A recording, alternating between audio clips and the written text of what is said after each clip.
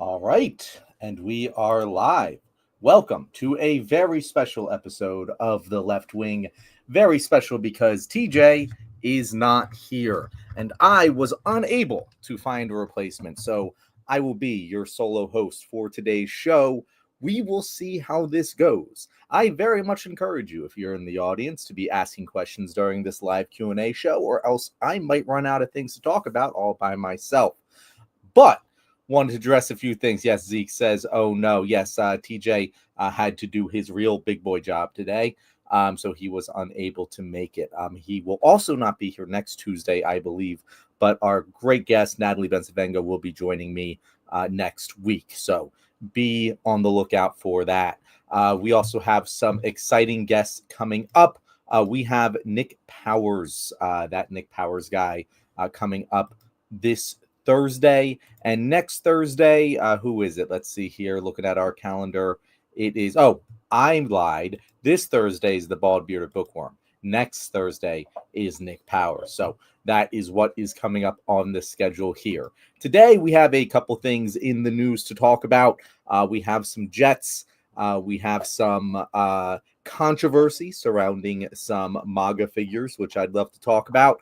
But we will get into all of that shortly. First, I wanted to address this comment here. Why do you hate disabled people so much? Unfollowed. So I've never given a woman an orgasm is clearly someone who follows me on Threads and likes to comment on my controversial posts on there. So I will bring that up here shortly just to see. I want to get your guys' take on whether or not I was really off base here. So to take a look at my original post, I will share my screen. This is all much more difficult to do without a second person talking and trying to run the show at the same time. But I hope that this works for everyone. I said, I better not hear. First of all, the report came out today that Alex Thompson, and I forget the other guy's name, completely forgot off the top of my head, but they wrote a book. A lot of details are coming out of today about the Biden campaign and his deteriorating condition and how Democrats hid that from the general public. And so one of the tidbits that came out today is that Biden aides were discussing whether or not Biden would need to use a wheelchair if he were reelected. In the book, it goes on to detail about how he really kind of needed it on the campaign trail, but obviously that wouldn't have been possible. And doctors saying one bad fall could put him in a very dangerous recovery situation. Luckily for him, nothing bad happened. As much as I don't like Biden, I don't wish physical harm on the man. But I put this out there, and I said I better not hearing anyone calling this ageist or ableist. The presidency is the most vigorous job in the world. Not only are you making life-changing decisions at all hours of the day, but you're also required to win the 24/7 attention economy if you want to stay in power. If your body has deteriorated so much that you need a wheelchair, how the hell are you supposed to be how are you supposed to do that job? And I'm realizing here I didn't actually get the screen share up there, so I'll put it there for us to look at. But yeah, I think, and correct me if I'm wrong here, but the presidency is the most important and most demanding job in the world. It requires 24/7 excellence. And to me, it's not about, we look at the FDR, right? A lot of people commented on this talking about FDR. And I was like, FDR didn't suddenly decline in a way that required him to use a wheelchair. He was paralyzed, and so he always had to use the wheelchair. It wasn't a sudden change in his condition that affected his ability to do things that he otherwise could have been able to do. Unlike Biden, who was running and jogging every single day before he was president, and then suddenly within the span of just a few years, doctors are telling him he needs to be in a wheelchair. And if it was just that, I wouldn't have a problem with it. But clearly we saw he was not taking as many campaigning opportunities. He was not getting in front of cameras nearly enough. He was not traveling the country in the way that he needed to. And he would agree that he needed to drop out of the race due to his health, which he did. And so to say that this isn't pretty damning, that aides were covering up the fact that his condition was so bad that he needed a wheelchair and no one said anything about it, I think is just pretty damning of that presidency in general and the urgency which Joe Biden and Democrats had to actually defeat Trump. Because if you're going around hiding the fact that the president needs a wheelchair, you're clearly not putting the best man up for the task of defeating Donald Trump. And that is where I always have issue with the way Biden handled the entire seeking of reelection. But no, let me know. Let me get in the comments. Let me know if I am ableist for this, because we can't actually see it right here. I'll scroll down a little bit. But yeah, quite 102 comments to 22 likes. People were not happy about that one.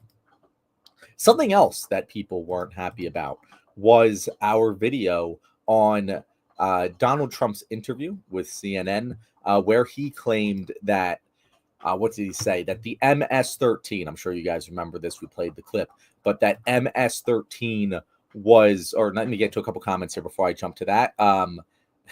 Zeke says Biden fucked up big time. I couldn't agree more, Zeke. And Jamie's from South Carolina, the DNC leader before, was still saying we should have stuck with Biden. Exactly. And like, people are like, why are you drenching this stuff up about Biden? Don't we have bigger issues to handle right now? And honestly, what is a bigger issue to handle than trying to figure out what went wrong that led us to get here in the first place? We see this cycle with Democrats all the time, where you aren't allowed to criticize them when they first take office because they just got power, and what do you expect? You aren't allowed to criticize them if they lose the trifecta without accomplishing much, because Republicans are impeding them now. You aren't allowed to criticize them between 2 and 1 year out from an election because you might be helping the Republicans win. And you aren't allowed to criticize them when they lose to the Republicans because, oh, now Republicans are in power and those are the people you should be criticizing. It is a constant cycle from Democrats of just never accepting criticism, never feeling accountable for their actions. And that's why we have gone through the past 10 years almost of Donald Trump without Democrats seeming like they've learned anything at all from it. I'm going to continue coming at these right now. Colby says, Biden's an octogenarian. The DNC won't even admit that even after losing all 3 branches. Exactly. You have to take accountability for your failures. And if you're going to, I would be shutting up about Biden. Let me tell you, I wouldn't be saying a single word about Biden if the Democratic leadership of the DNC, if Democratic congressmen were very public about, hey, yeah, this was a mistake. We need to learn from our mistakes. Here's a new path forward.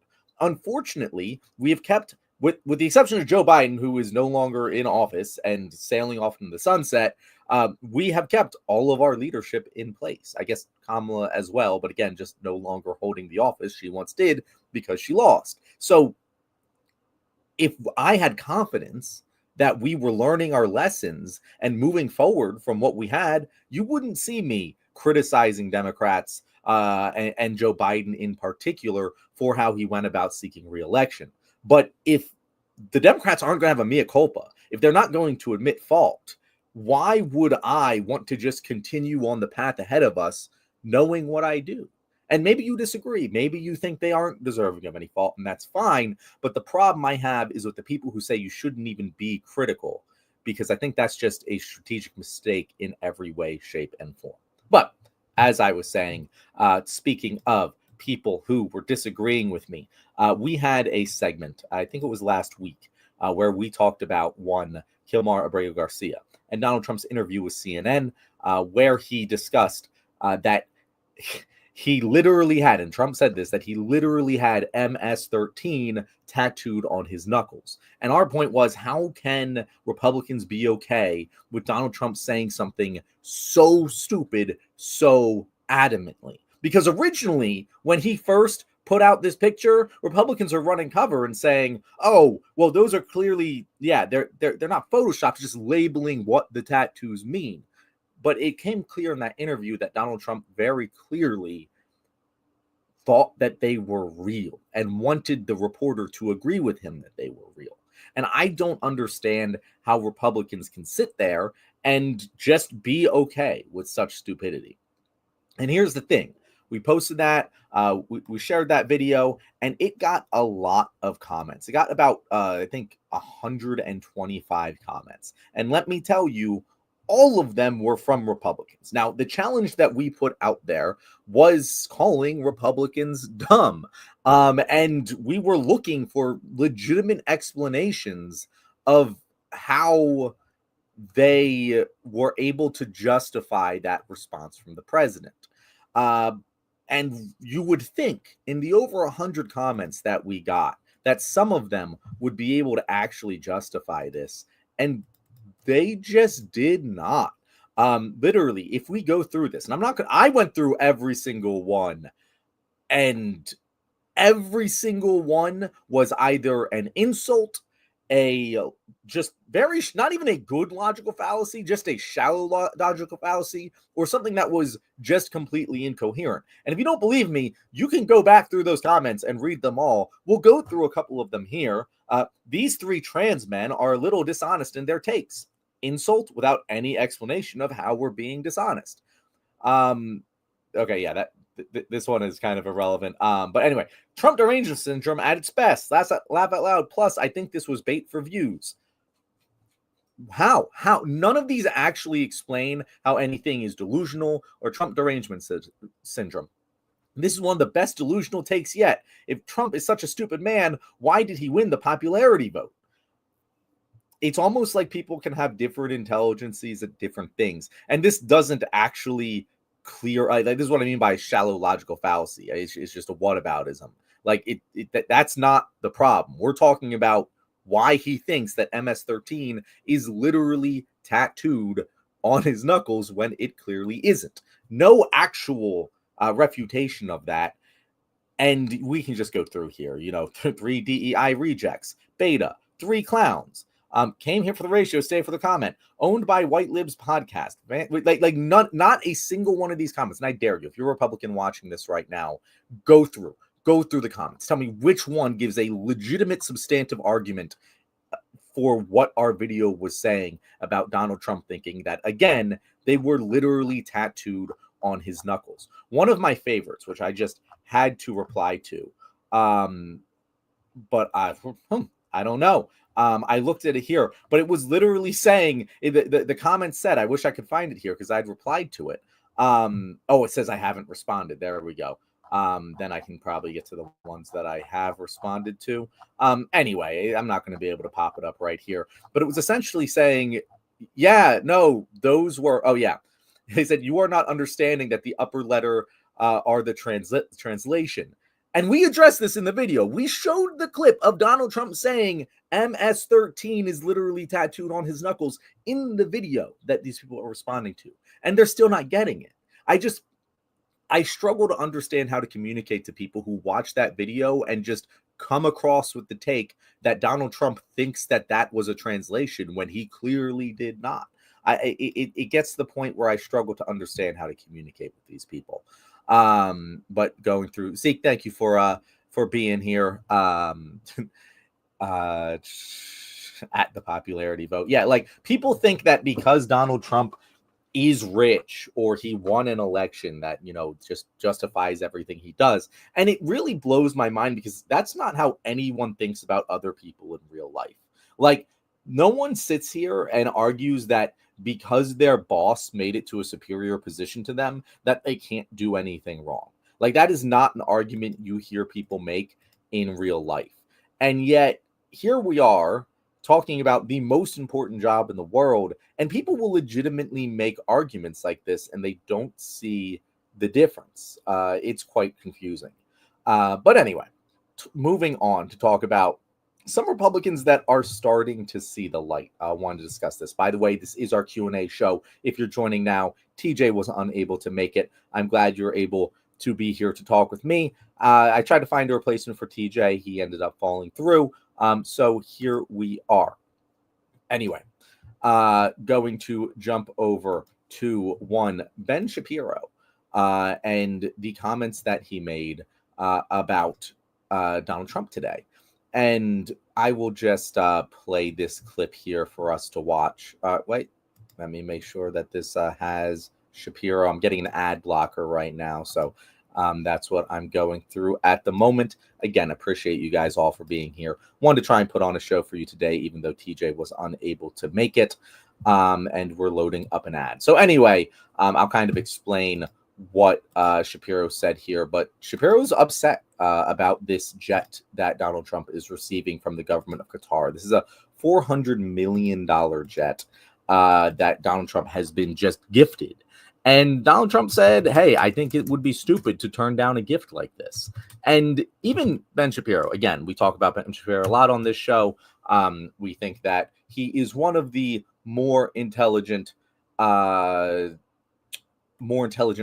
pundits out there. And that doesn't mean he isn't willing to lie or cheat or manipulate the truth in order to get his point across. But he does at least try to have some logical consistency to his arguments. And where this pops out most is, when, he is trying to defend a point that he is very invested in, like not liking Qatar because they fund terrorism that affects Israel, right? So let's see what Ben Shapiro had to say here. I will play the clip and then we can discuss it.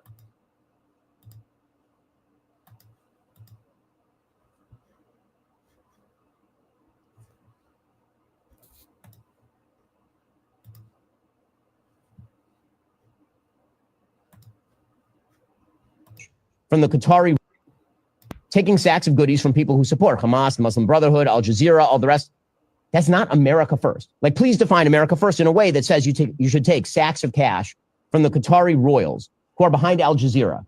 It just isn't America first in any conceivable way. So back to the original question. Is this good for President Trump? Is it good for his agenda? Is it good for draining the swamp and getting things done? The answer is no, it isn't. It isn't. If you want President Trump to succeed, this kind of skeezy stuff needs to stop. And here's the thing. It's already having an impact. You all remember President Trump launching $Trump crypto 3 days before taking office as president. Trump himself announced the Trump crypto on X and Truth Social. He described it as a meme coin, meaning it had no inherent value. It was just there for the kind of bleeps and giggles. The price spiked to a trading value of nearly $13 billion, making it the 19th most valuable cryptocurrency on planet Earth. And then it proceeded to plummet, like really, really dive. The project allegedly netted people associated with it, meaning the Trump organizations associated with the Trump crypto, some $350 million. 80% of the outstanding supply of that meme coin is still held by insiders, presumably members of the Trump organization, which means that foreigners are buying a lot of the meme coin and then getting meetings with President Trump, and VIP White House tours and all the rest.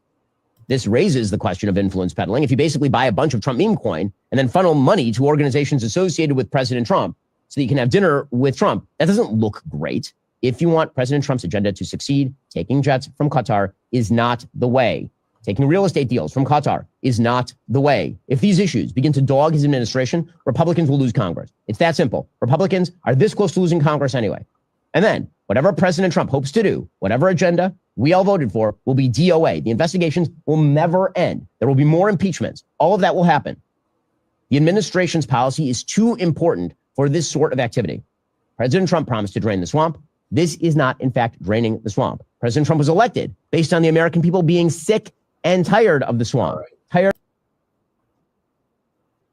I find that very interesting. I mean, that Ben Shapiro is picking this point to stick it to Trump. And the walls are breaking. Laura Loomer also criticized Donald Trump over this. And it's funny to me because this is one of those ones that I don't mind as much. Like, obviously, I would be against the president taking a gift like this from Qatar.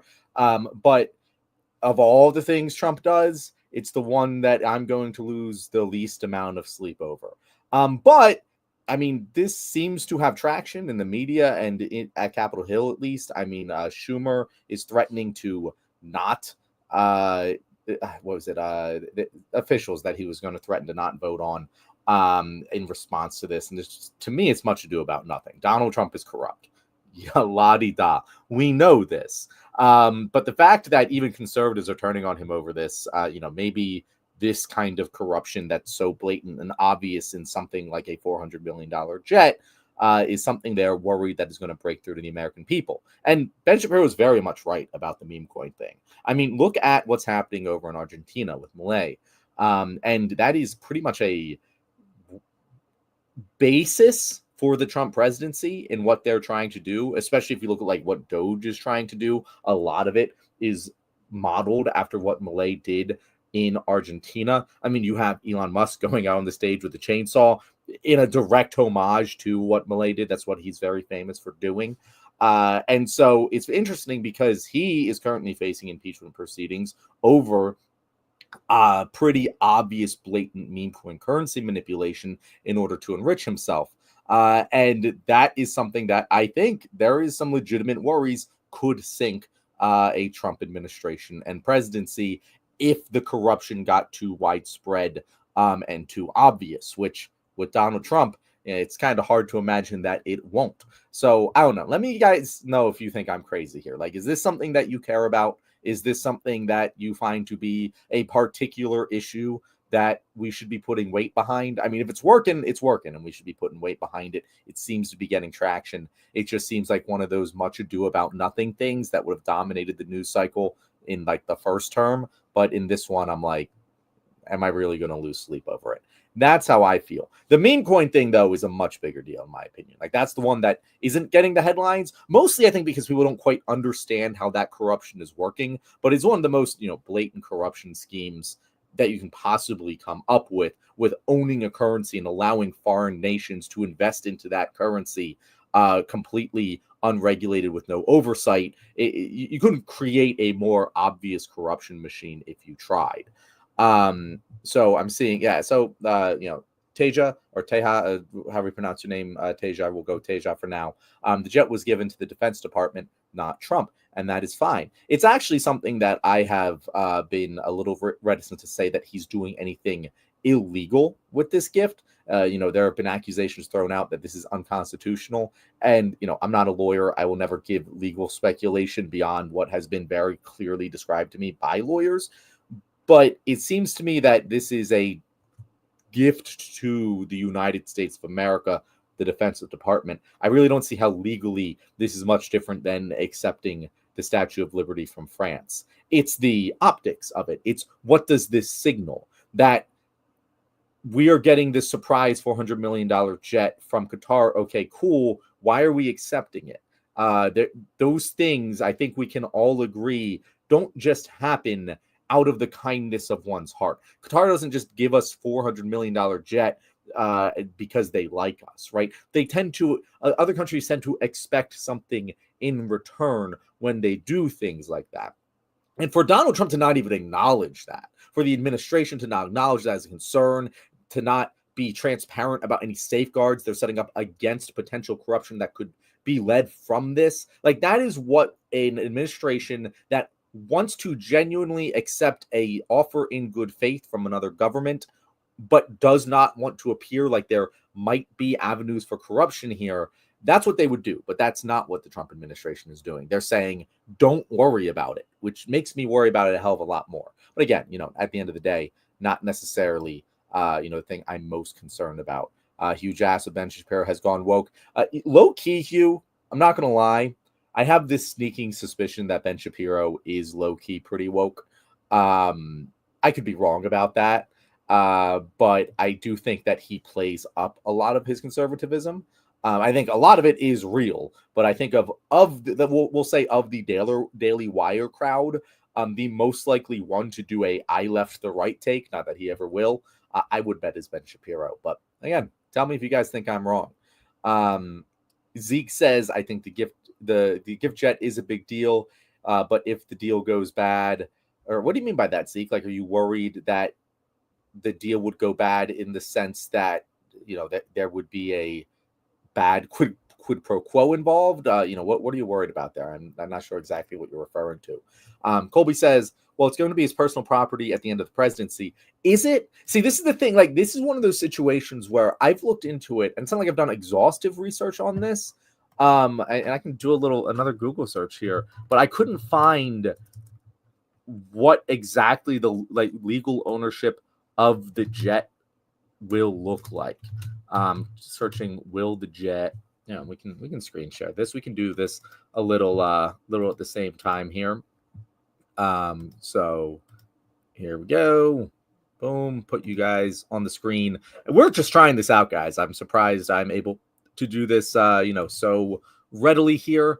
But we will try. So Will the jet from Qatar be owned by Trump? Yeah, trying to do this solo show here. Let me know, guys, let me know what you think of this. Not allowed to accept the form. Okay, we're going to go to the BBC. We're going to go to the BBC here because I find oftentimes when it comes to reporting on American politics, BBC tends to be pretty good about giving at least like the straight facts because there is less political spin because they're a little less invested in that sort of spin, being a British organization. What do we know about the plane? On Sunday, let me pop this. We'll get this a little bit bigger for you guys. What do we know about the plane? On Sunday, U.S. media reported that Trump administration was preparing to accept a Boeing jumbo jet from Qatar royal family, saying that the plane would be refitted and used temporarily as Air Force One, the name for the plane used by presidents. And we will keep going through this here in February. I'm still not seeing anything about who will own it. So they're going, is the gift legal? Several senior Democrats have claimed that accepting the gift would be illegal. Democrat Senator Adam Schiff quoted a section of the U.S. Constitution that said no elected official can accept any present of any kind whatever from the leader of a foreign state without congressional approval. Which I guess if it's like a personal present, like would indicate that. I don't know if that applies to just gifts to the United States of America. Frank Cagliano, a professor of American history at the University of Edinburgh, says this clause was intended to prevent bribery to influence the government. It is certainly stretching the Constitution, and we have not seen a gift on this scale or of this nature. There have been a number of other laws passed by Congress relating to the acceptance of foreign gifts, such as the Foreign Gifts and Decorations Act, which means that congressional consent is required for the acceptance of foreign gifts above a certain value. But again, that isn't specifying to me whether that means personal gifts or gifts to the United States of America. And what do you define as a gift in that case? Currently, U.S. officials can accept gifts valued less, like this I knew, like less than $480, but it isn't a gift to the official personally, so I don't know if that counts. Although Trump has preferred the plane ultimately going to his library, experts have suggested he really means his museum foundation. Ex-presidents typically have a library housing their archive of documents, and a museum typically funded by private donations, full of memorabilia and open to the public. Experts who BBC Verify spoke to said the fact that the plane could be given to the administration and not the president directly before being transferred to his museum may not get around the potential violation of the Constitution. So yeah, that's what I'm saying. Like it's very unclear as to what actually is happening. So it's kind of hard to have a staunch opinion on whether or not it is legal. So, I mean, that's what I've seen. Let me know in the comments if you've seen anything else, but that's kind of where I stand, where I'm like, I actually don't know the answer to this, its legality, especially because we don't know what the ownership is actually going to look like. But we will jump back to the comments here. Thank you guys so much for participating in the comment section today. I will say this again, but this is a TJ-less show. This is the first ever solo John Cooper show, and first ever solo show of the left wing in general. So appreciate you guys being here. Tejas says, it's been done before and it's not illegal, just that Trump is president, everyone losing their mind. Again, no one, I don't think we've ever seen a $400 million luxury gift from a foreign government like this before. I mean, the Statue of Liberty is probably the one that I'm the biggest gift I can think of that we've received from a foreign government. And honestly, I don't even know if that costs $400 million in the same way that this jet does. So like, and also that's clearly a monument for the public good. It's not in direct service of the president of the United States. So again, it's not the same. Like Teja, we can sit here and talk about whether or not it's legal, and we can have a legitimate argument. And again, I don't know the answer to that. But if you're telling me that you think that this is just, oh, it happens all the time, you know, it's just a gift from a foreign government. No, that is not the case. That just isn't the case. Zeke says, I guess what I meant, maybe some dirt will be thrown, speaking out my butt, or speculation. Yeah, no, I mean, things could go wrong here, but again, we're comparing this to other things Trump has done and is doing, which could go wrong. I'm a little less concerned about this one than I am about some others. But yeah, that's where I am. Teja, he hasn't accepted it. It's just talk, and it's working because Democrats are losing it after silence for when Biden's son literally was dealing with America's enemies and literally selling art. Okay, so here's two things here. One, he said he wants to accept it. So whether or not he actually accepts it is irrelevant because he says he wants to accept it. Like, he is making the argument that he should accept it. That is his decision-making process. We can criticize that decision-making process whether or not he has accepted it yet, right? If I said, I'm going to go out and commit bank fraud tomorrow, you wouldn't have to wait for me to commit the bank fraud in order to say, hey, John, you shouldn't do that. That's the wrong thing to do. I don't know why I came up with bank fraud. My first thing was went to something more intense, but then I was like, yeah, YouTube might not like that. But that's where my brain arrived at. Colby, for all intents and purposes, it'll be his. It'll be donated to the Donald J. Trump Presidential Library. Yeah, no, that is... So another thing here, Colby, that I haven't seen talked about enough is that he intends to accept it and then just donate it to his library, which... If it's a gift to the United States of America, like if this is a completely redone superior Air Force One, right? Why would he immediately decommission it and put it in a library somewhere? If it's to serve the public good, why would it not continue to be used by subsequent presidents? Him saying that it would go straight to his library makes it seem even more like a personal gift that is for his own personal purposes and not a gift to the United States of America. So him even saying that calls into question even more whether or not there is a legal argument to be made that this is a gift given to the United States government and not to Donald J. Trump personally, if he's saying he's going to decide to recommission it so that no one else can use it. It seems pretty obvious to me.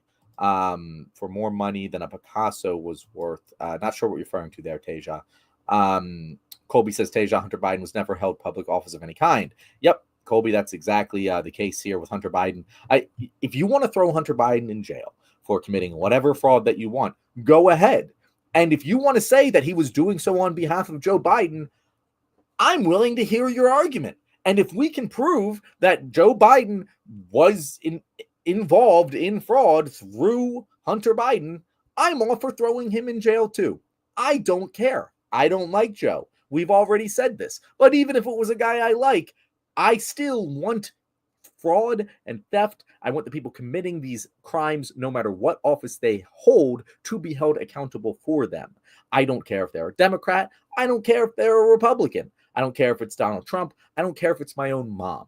I want the law to be followed, especially when it comes to these white-collar crimes that are far already, under policed, under criminalized, and never get the justice that they deserve. Sure, you want to say Hunter Biden did all those things? Go right ahead. I do not care. It is irrelevant to whether or not Donald Trump should be doing this thing. Just completely, it's just total whataboutism. Like I said earlier, whataboutism is a very shallow logical fallacy, one which I think most people can intuitively recognize, and yet for some reason is used constantly. And it's not just Republicans who do this, by the way. I see Democrats use whataboutism all the time as well, but it seems to be used constantly by the MAGA side of the political spectrum in particular. Anyway, Teja, I very much appreciate this because I needed someone to argue with. What are you saying now? Trump probably said it would make a lovely Air Force One and media gone wild with accusations. Teja, yeah, okay. Now I'm starting to think you just don't understand what happened. Like you didn't see his multiple press conferences where he's discussed this. That is not what happened. He said that he wants to accept the gift. It's not the media going wild. If he wanted the media to stop going wild, all he has to do is say, oh yeah, no, I'm not going to accept that gift. But he hasn't done that. So why? Anyway, Colby, the sole intention is to be the new Air Force One because Boeing has delayed a new one for 10 to 15 years now, which I do find interesting. I haven't actually looked too much into the Boeing aspect of all of this, but it seems Boeing just the worst company ever, right? If I was Boeing and I had the opportunity to make literally the most iconic singular aircraft, if not in the world, then at least in this country, why would I not be prioritizing making that constantly, especially since it's going to do favors with the government that regulates me? And again, we know Boeing is not necessarily the most competently run organization, right? But it does seem very weird. It seems that Trump's qualms with Boeing are actually true there. And certainly worthy of criticism on Boeing's side, not justification for accepting a gift from the government of Qatar, but a legitimate, that's weird. Why has that taken so long? Is it a Boeing thing? Is it a government thing? I really don't know. I haven't looked too far into that. Maybe or maybe not. The answers are out there. But unfortunately, I do not know. Colby says, yeah, we don't care if any Bidens committed crimes, prosecute them if that's the case, but they didn't commit any crimes just by being related to each other. Exactly. The Hunter Biden thing again. I went out and said it was wrong of Joe Biden to pardon Hunter Biden. That's my public stance on this. So don't come here trying to play whataboutism with Hunter Biden. And last comment from Teja here before we move on to our next topic. Teja says, that's a lie. It's just to be debunked on the Senate floor. It was a loan to government because Boeing waiting time was pushed back to 2035 and president wouldn't be allowed to use it after leaving office. Yeah, again, that doesn't really address any of the things that we've said at all. I don't know what you're saying is a lie. We should not be accepting $400 million gifts from a corrupt government that funds terrorism. Seems pretty obvious, right?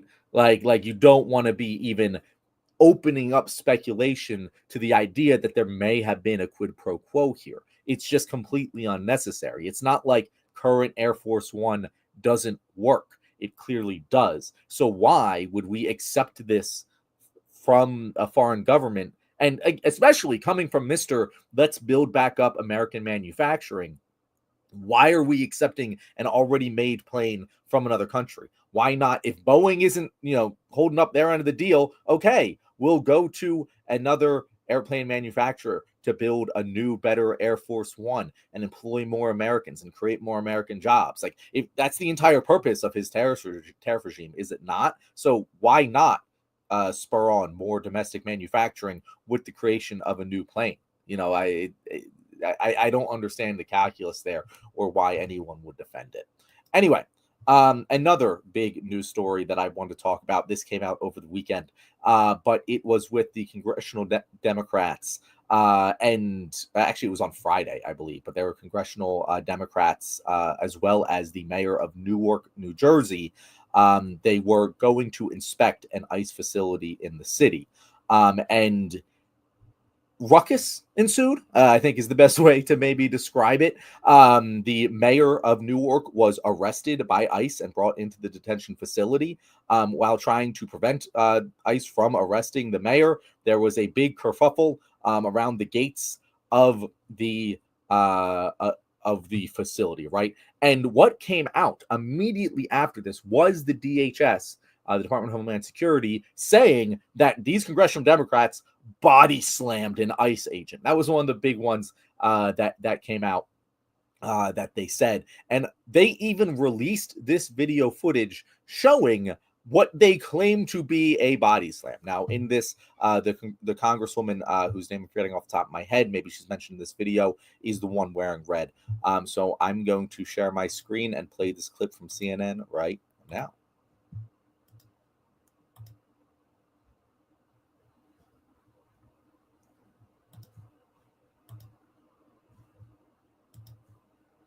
Happened other than the chaos that they created. But there's no reason for it. Nothing happened other than the chaos that they created themselves.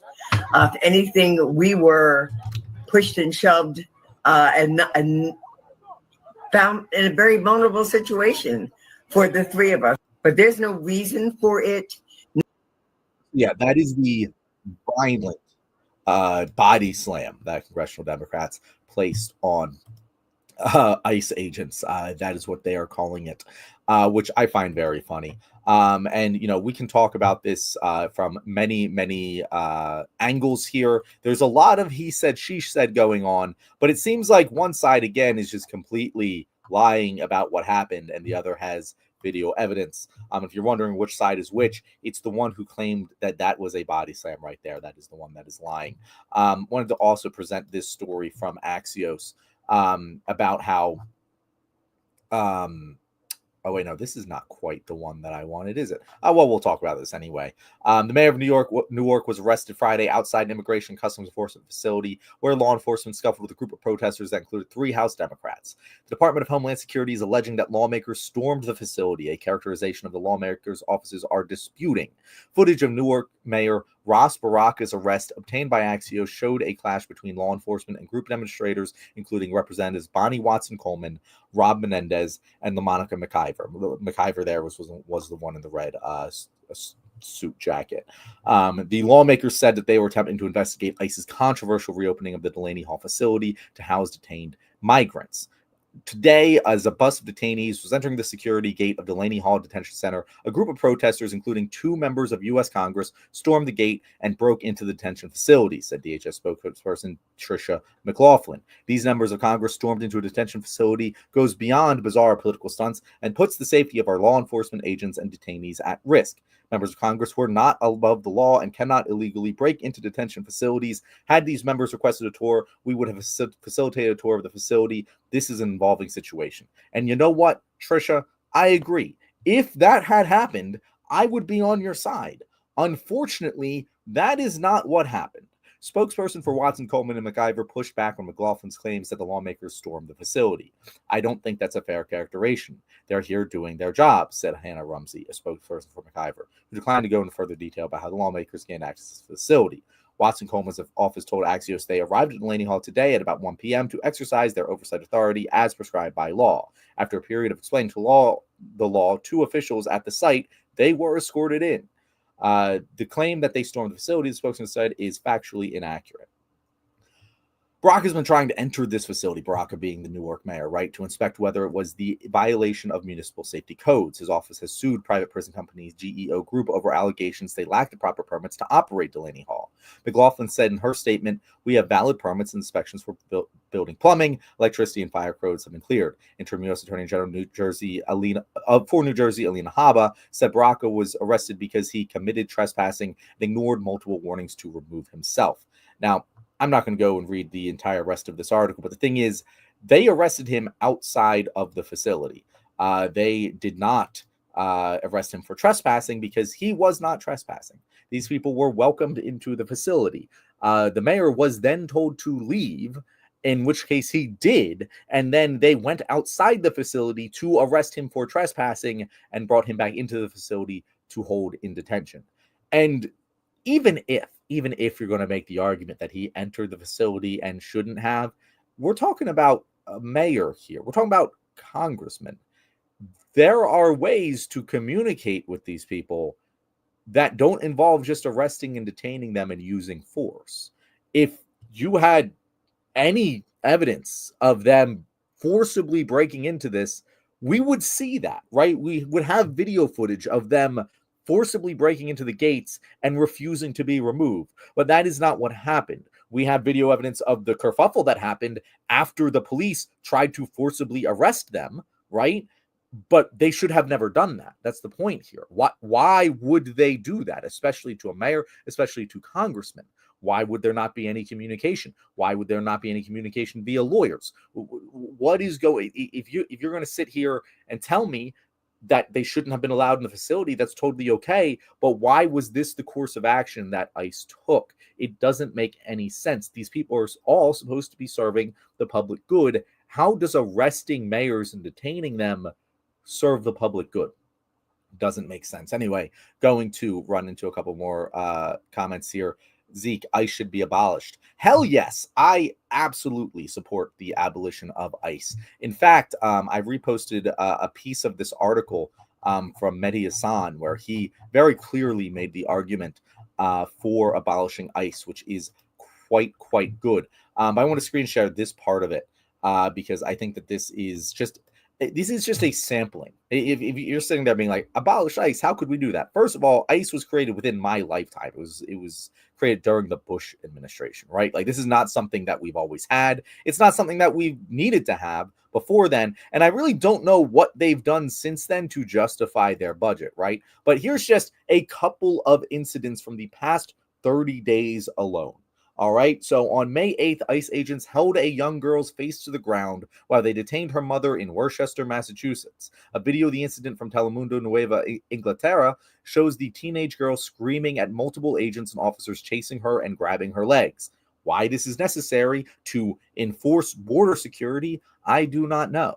On May 8th, on 7th of May, ICE agents detained Genzi Machado, a U.S. citizen, in Northern Virginia with guns drawn, to quote the Virginia Democratic Congressman Don Beyer. Despite this attempt to show his real ID and prove his legal status, they put him in cuffs. Again, this is a U.S. citizen, legal U.S. citizen, having ICE draw their guns on him and detain him and put him in cuffs, despite the fact that he literally has real ID to prove his legal status, which again, we shouldn't have to do in the first place. It's insane that anyone wants to live in a country where we have to show our papers to ICE at risk of being detained, right? Why would we? How does it make my life better?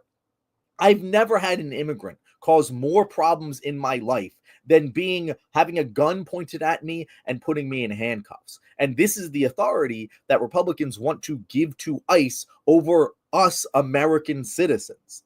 On May 5th, ICE agents detained Daniela Orellana, a 25-year-old Guatemalan, at a gas station in Farmington, Massachusetts. When they were told they had apprehended the wrong man, according to Orellana's girlfriend, one of the agents said, "Okay, but we're going to take you anyway." Didn't even have the right guy. They want to mess up this guy's life for reasons that really continue to confuse me. On May 4th, a group of ICE agents detained a man filling up his gas at his truck at a gas station in Oxford, California, and left his children behind on their own. They arrested someone, said an eyewitness. They left the children inside the truck. They left children inside a truck. That's something you can be arrested for if you do that for your own children, by the way. But ICE agents doing that, oh, well, I guess that's okay. On 26th of April, court papers filed by the Department of Homeland Security admitted that ICE agents did not have a warrant when they arrested Palestinian activist and green card holder Mohammed Khalil in March. They just detained and arrested someone specifically for their speech without a warrant.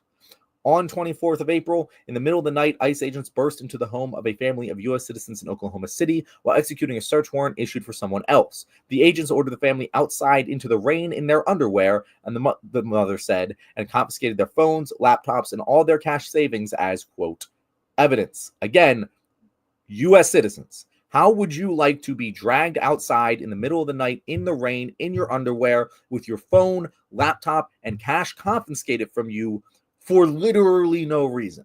Why would you want this? Why would you want to give ICE agents that power? What are you getting in exchange for giving the government the right to do that to you?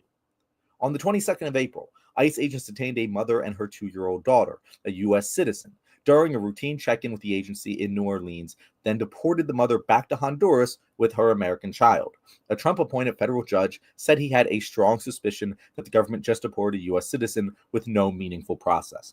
And I always get pissed off, by the way, and people are like, oh, they deported the mother, not the kid. The kid got fucking deported too, right? How is this better? How, if we are sending an American citizen to go be raised in Honduras, how does that make America a better place, huh? How is that in the interest of the American people to send a 2-year-old American citizen to a foreign country? One that is not exactly a bastion of stability and economic growth and opportunity for that American citizen, right? How is that better? How is that better for us? Wouldn't it be better to just allow the mother to live here and raise an American child to be an American citizen and continue to tribute to the American society and economy for the rest of their lives? Why would we want that American citizen growing up in Honduras? How does that benefit the public good? In what way, shape, or form does that make the lives of Americans overall better? It doesn't. Also on 22nd of April, we'll do the last one here, ICE agents in plain clothes without badges or warrants detained 2 men during a raid on a courthouse in Charlottesville, Virginia. 2 bystanders who dared ask those agents to show them a warrant were ordered not to impede the arrest and have since been threatened with prosecution by ICE.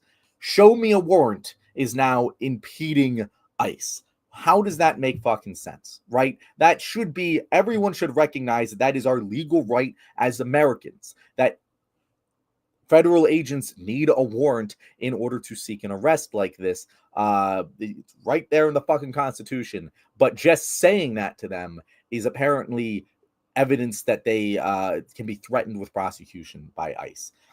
These are just reasons in the past 30 days for why we should abolish ICE.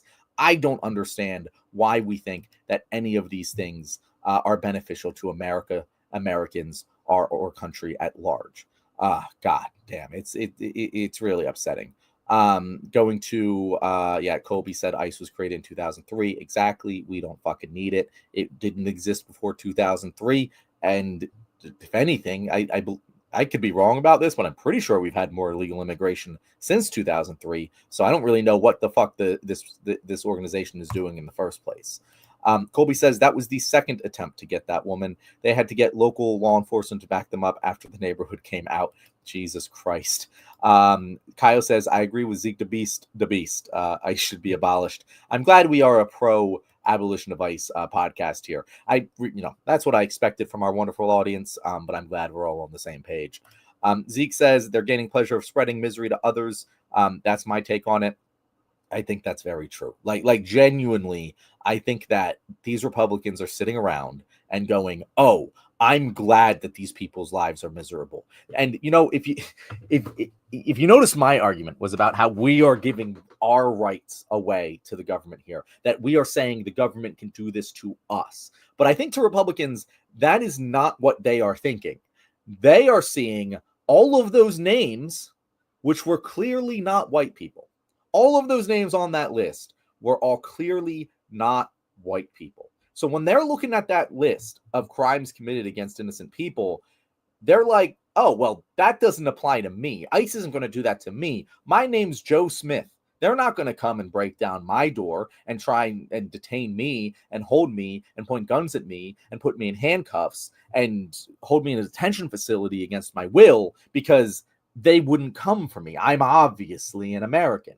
And they think that they should be doing that to people who look like they might not be American, because A, they don't really think they should be anyway, and B, who cares? It's not going to affect them. And so they're okay with breaking a few eggs that aren't their own in order to make the omelet, which is deporting people they don't think they should be here. And we don't even need to get into how that's actually going to hurt them too, right? But that is, it's really sad that people think that way. And if you're a Republican watching this right now, you disagree with me, please answer me this question. How is your life made better by giving ICE the authority to point a gun at you and detain you and put you in handcuffs, even though you're an American citizen, just like they did on numerous occasions thus far? And if you're saying that wouldn't happen to me, ask yourself why. And also ask yourself why it should fucking matter if it wouldn't happen to you. If it's happening to anyone, it should be wrong, right? Going to a couple more comments here. Colby says, ICE abolishment is a neutral opinion. ICE prosecution is the leftist take. You know what, Colby? I like that framing. Unfortunately, it's not true.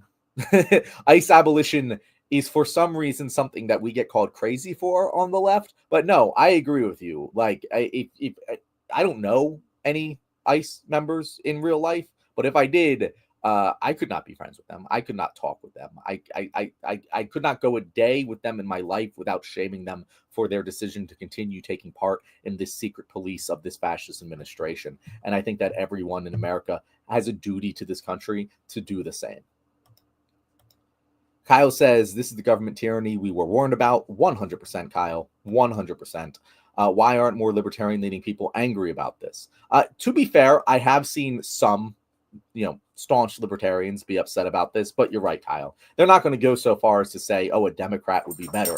Even though, this administration has been farther from the ideals of libertarianism than any administration in my lifetime. They've taken the Patriot Act and made it look like a children's toy in terms of infringing upon domestic civil liberties. It is and let's not even get started on the tariff regime and that obvious manipulation of the markets by the federal government. These are all things, detention without due process,